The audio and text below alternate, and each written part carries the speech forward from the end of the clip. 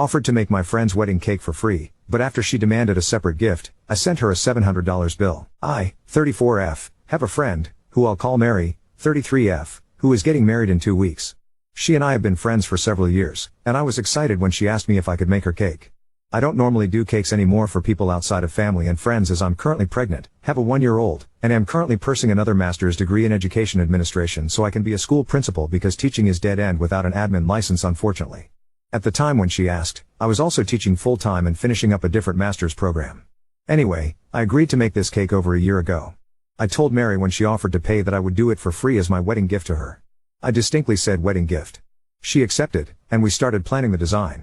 Mary wanted a 4-tier cake with each tier a different flavor, white, chocolate, yellow, lemon, and several sugar flowers and fondant decorations as well as 3 different flavored buttercreams.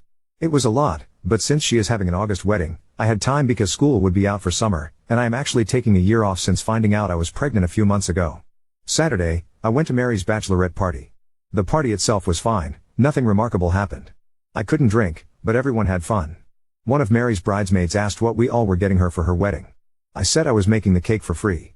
The bridesmaid and other girls there said that was a good gift because cake is expensive, and they wished they had gotten one for free. That's it, and I heard nothing else about it until today. Mary texted me and asked why I wasn't getting her a wedding gift. I told her I was, and that it was the cake and reminded her that the cake was free. She said that wasn't a gift and that it's a favor. I told her it's a gift and that she can't tell me what I can gift her. I then asked why she was mentioning it, and she said the bridesmaid I spoke to Saturday told her that she was so lucky to get a free cake. She agreed but then was upset when the bridesmaid said that's a good gift. I asked her if her own bridesmaid thinks it's a good gift, what's the problem, and she said it's not up to the bridesmaid to tell her what her gifts are. I told her this is her gift. She said that a gift needs to be something she can use in her marriage, not just the cake at the wedding.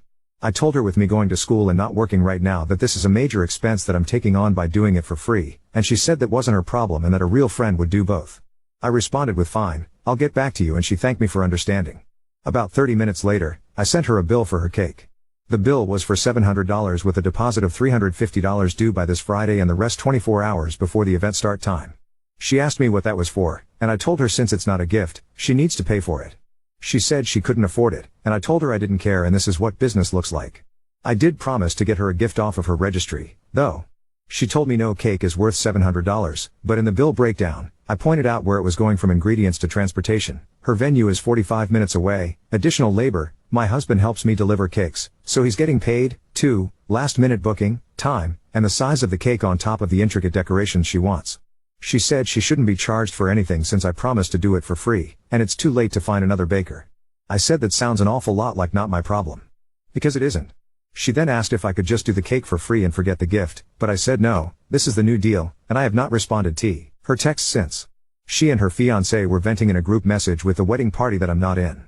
One of the bridesmaids, who is a mutual friend, asked me what happened after telling me what was being said in the group text, and I sent her the messages of our exchange, and now apparently, the bridal party is now divided. Some are saying I should go back and do the cake for free like I originally promised, while others are telling Mary she was wrong and apparently it's become a huge ordeal. Her fiancé is now mad at both of us for being petty and ridiculous. My husband is team Mary can suck an egg and doesn't think I should do the cake or get the gift. But he told me to remember this could cost me a friendship, but he'd support me either way, but he thinks I should stand my ground in this, and not let Mary push me around. However, my husband also doesn't really like Mary for unrelated reasons, so he may be biased. Ida for charging my friend for the cake and refusing to do it free after she got mad at me? Update 1. This post was originally going to be answering as many repeat questions as I could, but this morning, mutual friend bridesmaid, I'll call Pam, messaged me today to give me an update. Mary and her fiancé I'll call Frank are currently not on speaking terms because they got into an argument last night. It wasn't directly because of the cake but what the cake debacle revealed to Frank. Apparently, Mary has been spending a lot of his money on this wedding. Now, we all kind of already knew that. Mary told us Frank and his family would be footing the bill. He's an engineer and his family has a lot of money.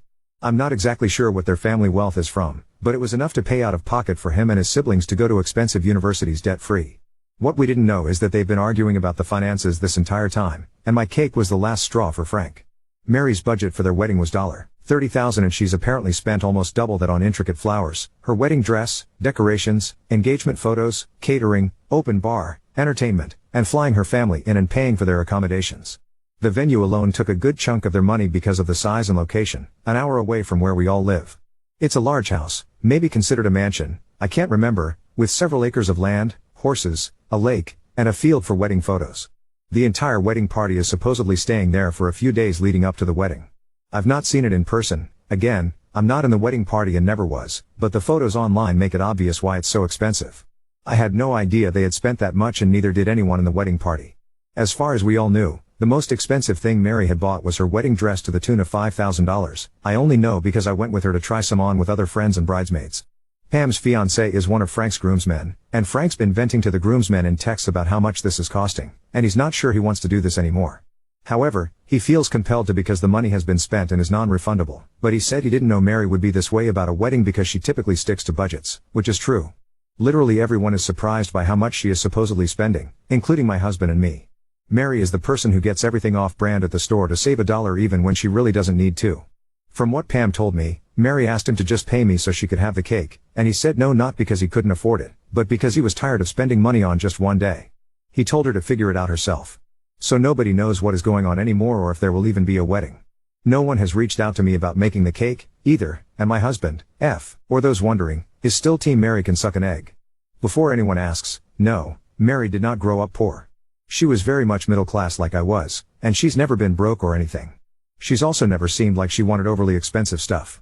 She drives a 10-year-old sedan that, despite Frank saying she needs a new car, she won't get rid of because it runs fine, and my dad taught me to drive my cars into the ground. So believe me when I say it really is out of character for her to be this nonchalant about money. I'm not sure if I'll have another update. If I do, it'll be after the wedding, if there is one. ETA, I know a lot of people are saying things about Mary just using Frank for his money, but at the same time, I want to remember that Pam only gave me Frank's side via what he's been telling the groomsmen. I have no idea what part he played and if this really actually bothered him up to this point or if he's ever mentioned the amount she's been spending to her. It's now 6 p.m. and I've not spoken to or heard from Mary since yesterday after giving her the quote, so I don't have any more to add other than my perspective.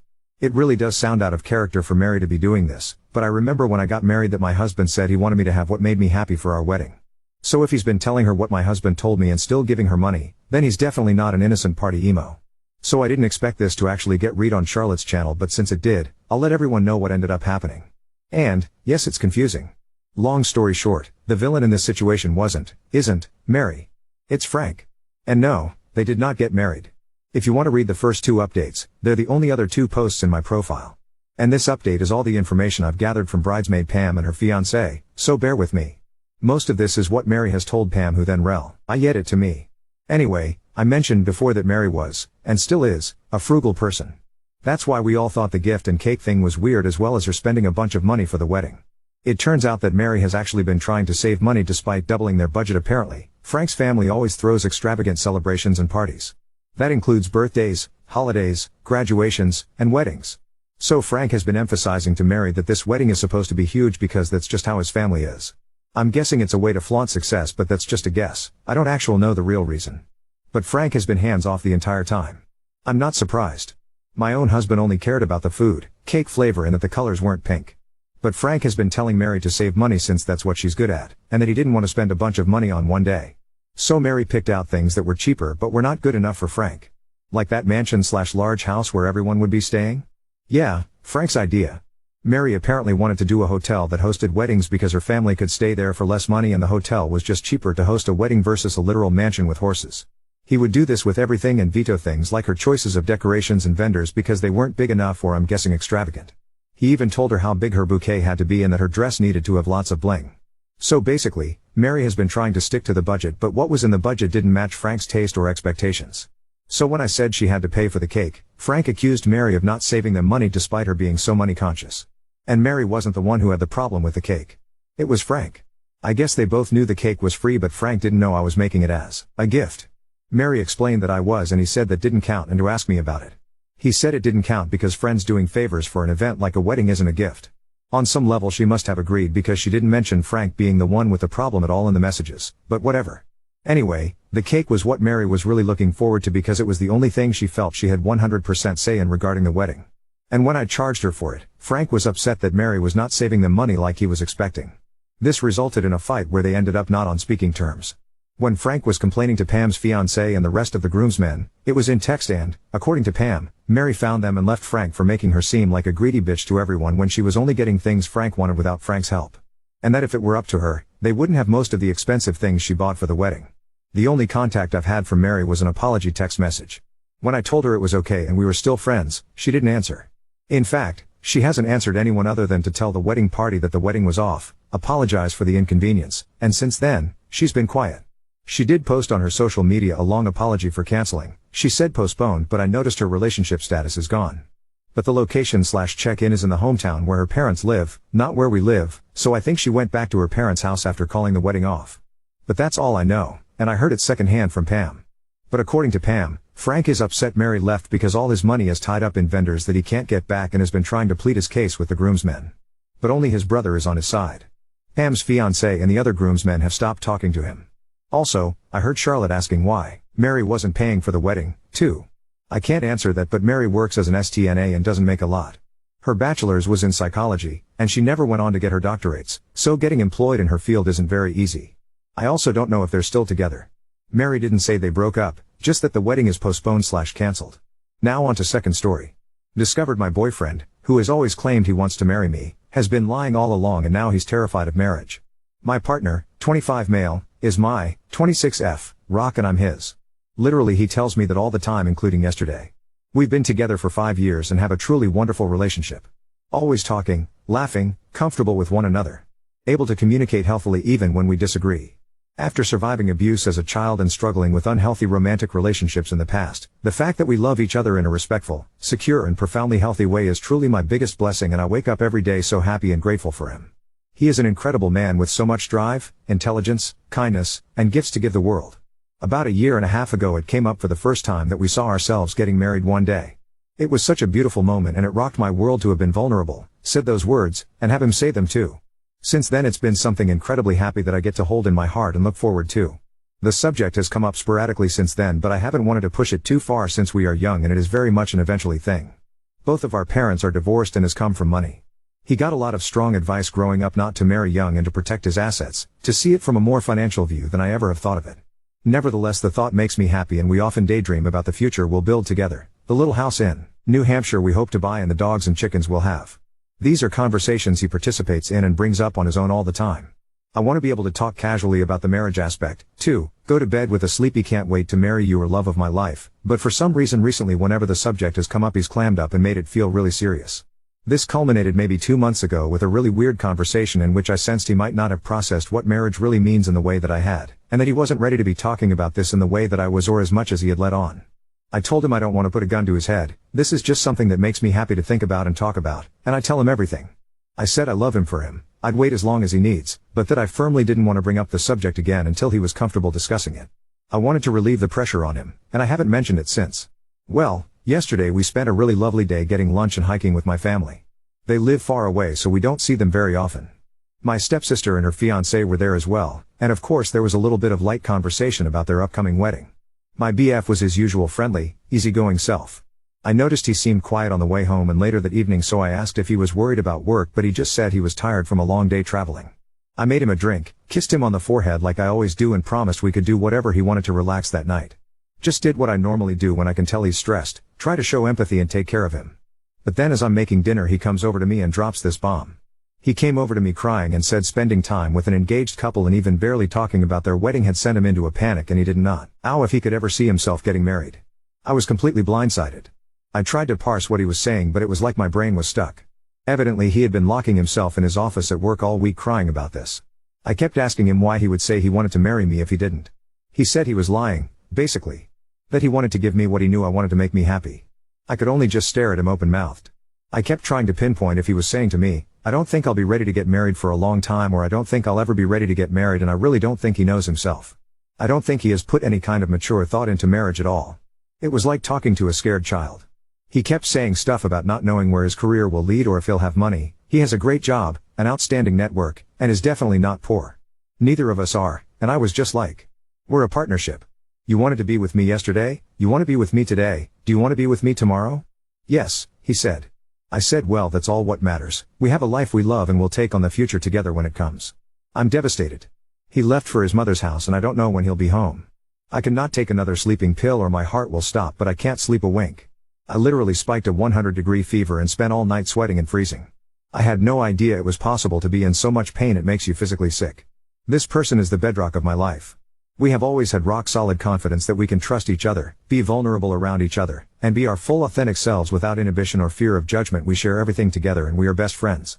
He even said that over and over as he sobbed and told me he loved me and that he didn't want to get married. Hours ago I had the most beautiful and solid relationship in the world. Now I don't know if we're going to break up. I'm reeling. I feel like I've been stabbed in the back by my safe space. The earth fell out from under me and I don't even know what to think anymore. Update 1. The long and short of it is, he left me. I called him the next day asking when he would come home. He'd told me he needed a day to think, but he was talking like we were broken up. I asked him to at least tell me we're still together. He wouldn't. So yeah. He just torched it in pretty much an instant. I had been leaning a lot on the kind words I received from folks who reassured me that one fight does not need to derail everything we've built over the last 5 years. I took the perspective that the question of marriage was something that we'd need to discuss seriously and hopefully through therapy to arrive at what both of us want. I had no idea he would just upend the table with no warning, without ever expressing his feelings or giving us the chance to address it with even a single conversation. So many of the comments I received revolved around the question, is not marrying him a deal breaker for you? Would you be okay with simply a long-term relationship? I don't know. I would have to search my soul for that answer. But I didn't even get the chance. He made that choice for me. 5 beautiful years and he just fucking left. Needless to say, there were a million better ways to do this while honoring his fears and feelings while still showing me an ounce of respect as his partner and someone who loves him. This owed a conversation, and even if we still reached the same conclusion, I would understand. But this?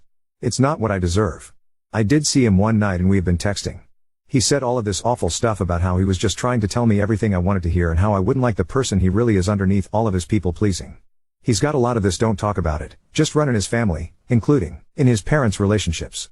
My partner has always said he doesn't respect this kind of behavior and talked vehemently about how his values are different. Then he just did the same thing. Although when I wrote my original post I wanted nothing more than to continue living our happy day to day together, but given this entire nightmare, space is the only thing that can do anything for either of us at this point. He has no idea what he's feeling or how to talk about it in a healthy way. My dad had the simplest take and yet said it best, he's immature. He needs to work on himself, and I hope he does. As for me, I'd be an idiot to still want to marry him knowing this is the kind of thing he's capable of. So, we've got to break our lease. Apartment hunting while still reeling from this 180 flip of my life has been terrible. We moved to this city together, and pretty much every friend I have I met through him, so I'm really scared it will mean losing a lot of other people I love too. It's going to be expensive and miserable to live on my own, and I'm still grieving my sweet love and the life I thought we were going to have together. I gave 5 years of my life and so much of myself to being one half of that partnership. I never wanted to be on my own again and now I am. I still love him, but I can't wait around while he fixes himself, or pine foolishly hoping one day he'll wake up and be ready for me. I don't want to stand on my own 2 feet, but that's just what I have to do.